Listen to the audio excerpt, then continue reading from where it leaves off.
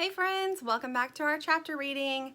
Today we are going to finish up Into the Wild, yet another misadventure, one of the Chicken Squad series books, written by Doreen Cronin, and this one is illustrated by Stephen Gilpin. So we are jumping into chapter 7, and those little birds have been out in a storm. Let's see what the picture looks like. They've been trying to take cover. "It's too far to the chicken coop," yelled Dirt, struggling to see in the pouring rain. "We'll make a run for the rabbit hutch. Keep one wing on the fence. It'll guide us to the other side of the yard. Stay close." "The water is rising," yelled Poppy, holding his wings up in the air to keep them dry. "Help!" A gust of wind lifted him off his feet and blew him 10 feet back. Dirt, Sugar, and Sweetie ran back to him, fighting their way through the torrential rain. "Keep your wings down," Sugar yelled over the storm. "Otherwise, we'll blow all over the yard." "We need to tie ourselves together," yelled Dirt. The wind blew her feathers straight back from her face. "With what?" asked Poppy. Dirt looked around frantically. Our mustaches!" "Good thinking," yelled Sugar. The chickens ripped the mustaches off one at a time. "Ouch! Ouch! Ouch! Ouch!" Then they tied themselves together and trudged through the rain and mud, fighting through the wind every step of the way. That's when Poppy got blown backwards. A giant puddle at the bottom of the rabbit hutch ramp blocked their way. "Can we go through it?" yelled Sugar. Dirt tossed a rock into the puddle and watched it disappear beneath the surface. "Too deep!" "Head count!" yelled Dirt. "1!" The water rose up over their ankles. "I'm 1!" yelled Sugar. "I'm always 1! Start over!" The water rose up to the tips of their wings. "You can't always be 1, Sugar. Head count starts with whoever calls the head count. That's a rule of the wild." "Do chickens float?" yelled Poppy. The water was up to their necks. "I think wild chickens can float," said Sweetie. "Are we wild chickens?" "Don't be ridiculous," yelled Sugar. "We were born and raised in a heated box. We're not wild chickens." "Head count!" Dirt and Sugar yelled at the same time. Oh my goodness, it seems like they're getting a little worried.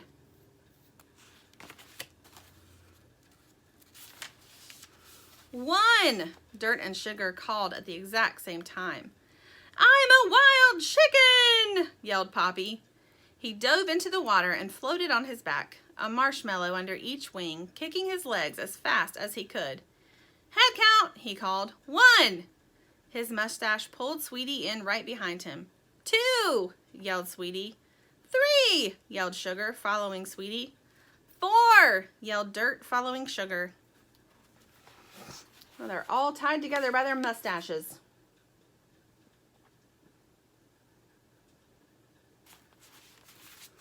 Exhausted, Poppy crawled up the ramp, pulling on his mustache rope. One by one, the chickens pulled one another out of the water and then dragged one another to the top, diving into the rabbit hutch for cover. A blast of wind blew the door shut behind them. "I had no idea we could float," said Sweetie. "It was the marshmallow, kid," said Sugar, still out of breath. "The marshmallows are filled with air, so they float." "That's why you put them in the emergency survival kits," said Sweetie. "Exactly," said Sugar. She looked over at Dirt and shrugged. "Head count," said Dirt, frazzled and out of breath. 1, 2, 3, 4, 5. 5? asked Sugar.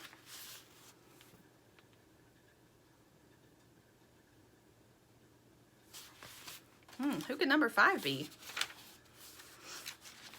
Chapter 8. Dirt, Sugar, Poppy, and Sweetie turned around to see the rabbit emerging from a dark corner of the hutch. "We've been looking all over for you," cried Dirt. "We thought you made a break for it and ran back into the wild."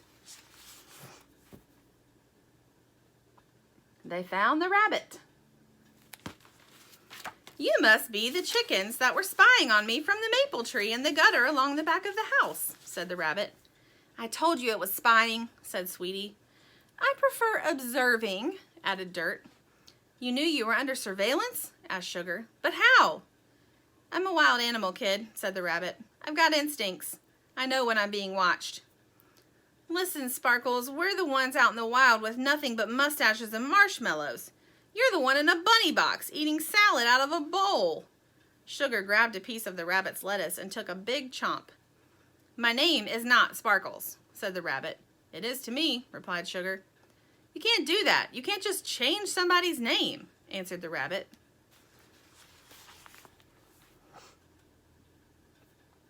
I don't think the rabbit likes being called Sparkles. There are no rules in the wild, kid, replied Sugar. Deal with it. What were you doing in that box? Asked Dirt. It's my hiding box, answered the rabbit. Barbara built it into the hutch for me. Lots of rabbits have them. I sensed the storm and came in here. Sensed the storm? Said Sugar suspiciously. What kind of bunny mumbo jumbo is that? Like I said, repeated the rabbit. I'm a wild animal. I can sense things.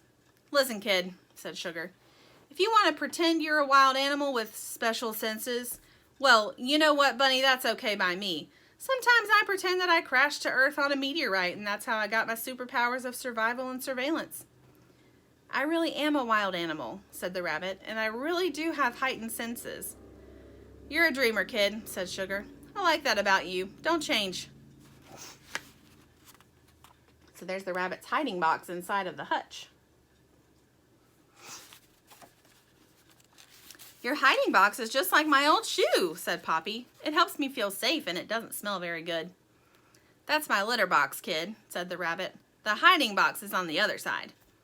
Come look, cried Sweetie. The rain stopped and it's beautiful. The chickens and the rabbit rushed toward the door. Is it a rainbow? Asked Poppy. No, it's Mom, yelled Sweetie. She's coming up the ramp to save us. Uh-oh, mumbled Sugar. Moosh swung the door open and gathered up all her chicks. Did you sense that we were in danger, Mom? Asked Poppy.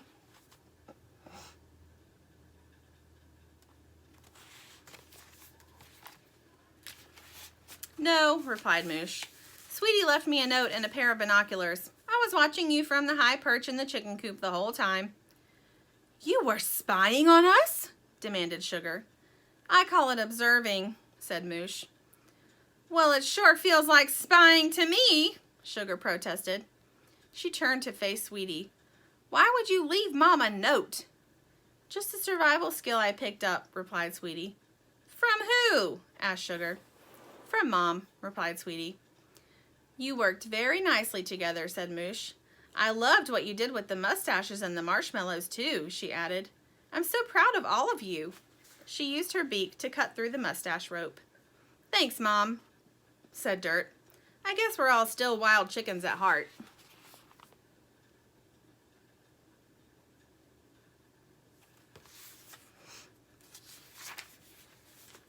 I guess so, said Moosh. By the way, you're all grounded for leaving the coop without telling me where you were going. Except for Sweetie, of course. Sugar glared at her sister. Survival skills, kid, announced Sweetie.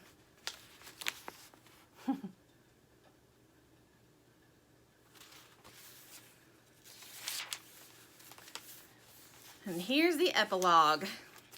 It took a while, but Sparkles the bunny, the name kind of stuck, eventually felt safe enough to come out of the hutch and wander around a bit.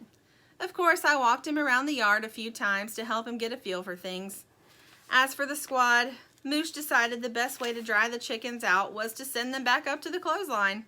They fluffed up real nice and even smelled like sunshine.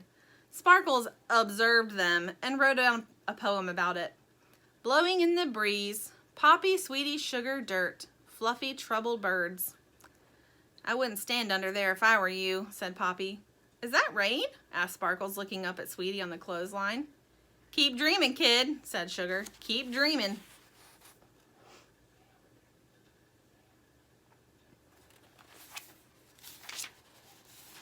And there they are on the clothesline.